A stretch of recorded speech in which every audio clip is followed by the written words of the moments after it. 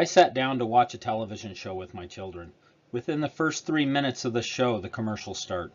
You know the ones I'm talking about. A prescription medication being touted as the latest wonder drug or miracle cure. Scenes of smiling grandparents playing with their grandchildren are portrayed. A story of how they are now able to enjoy life due to this new drug is told, and how it has given their lives new meaning. A virtual utopia is shown.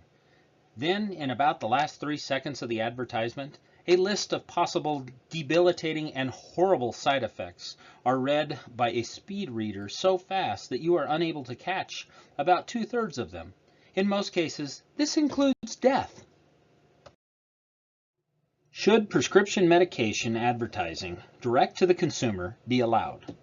To give you some background, in 1997, the FDA, or Food and Drug Administration, enacted new rules on how pharmaceutical companies were allowed to advertise on television using the DTC model. Any ads containing a brand name with treatment indications had to be accompanied by a brief list of the medication's risks and side effects. The United States, along with New Zealand, are the only 2 countries in the world that still allow pharmaceutical companies to appeal direct to the customers. Most industrialized nations do not allow the practice, as it is more profit-driven than out of concern for the consumer. There are multiple controversies surrounding this type of pharmaceutical advertising. The AMA, or American Medical Association, have been pushing for a federal ban on the DTC ads in an effort to reduce drug costs. These ads are driving the insistence for exorbitant treatments for patients in the face of the clinical advantage of low-cost options. In other words, patients are insisting on medications they saw on TV ads, regardless if this medication fits their symptoms or not, thus impeding their own medical care. A good portion of the ads like to give you the impression that there may be something wrong with you, so you should seek medical advice, and tell them you should be on a particular medication that fits your symptoms. When nothing can be found wrong with a patient, they become upset with the provider and go doctor shopping until they find a doctor willing to give them the medication they think they need.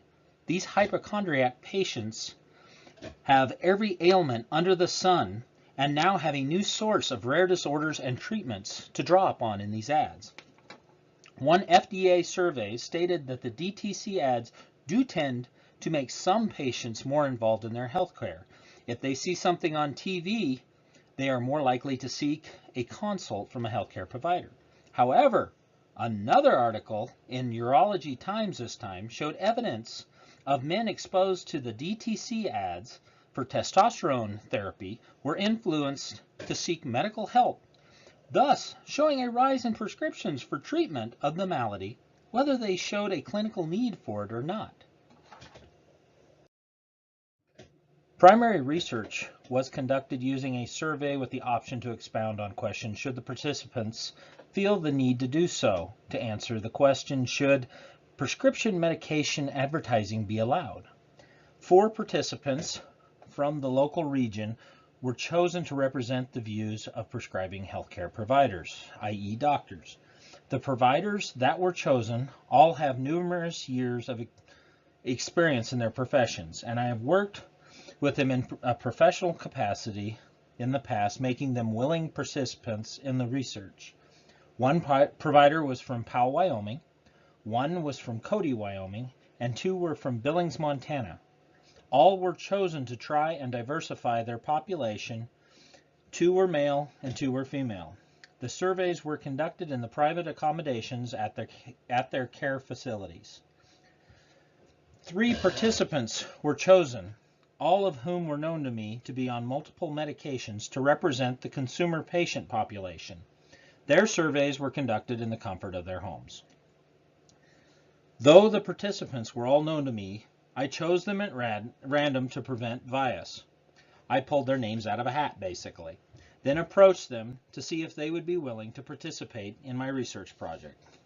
One thing that I'd like to make extremely clear is that my survey was conducted with the promise of anonymity, to preserve their privacy, promote honesty, and prevent any negative repercussions from their answers.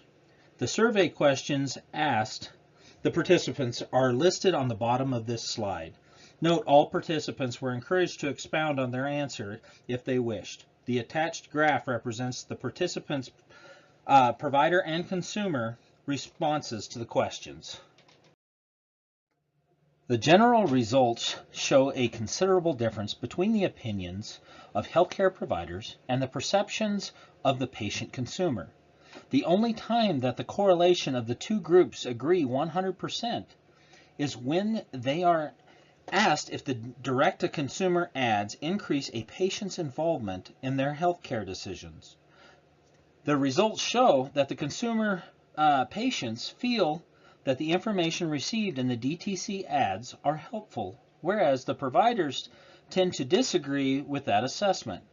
In the open answers received from the providers, they responded that the ads cause patients to believe a DTC medication is more effective than other medications. One big concern is that patients are trying to make decisions on medications without consulting their healthcare providers. Depending on the region, these results are representative of what I have found in my secondary research and support my conclusions that DTC advertising is of questionable ethics. In conclusion, should these ads be allowed? From the primary and secondary research I have performed, it is suggested that these ads are an ethical dilemma. They are not put there for the benefit of the patient consumer, but rather to promote higher profits for the pharmaceutical companies. They tend to promote a hypochondriac society where patients self-diagnose and request expensive miracle medications from providers because they saw them mentioned on TV, and providers feel pressured into providing these treatments whether the patient needs them or not. Only 2 countries in the industrialized world allow this model of advertising. Maybe we should take note and get to taking care of the patient and not lining the pharmaceutical company's bottom line. These ads should not be allowed.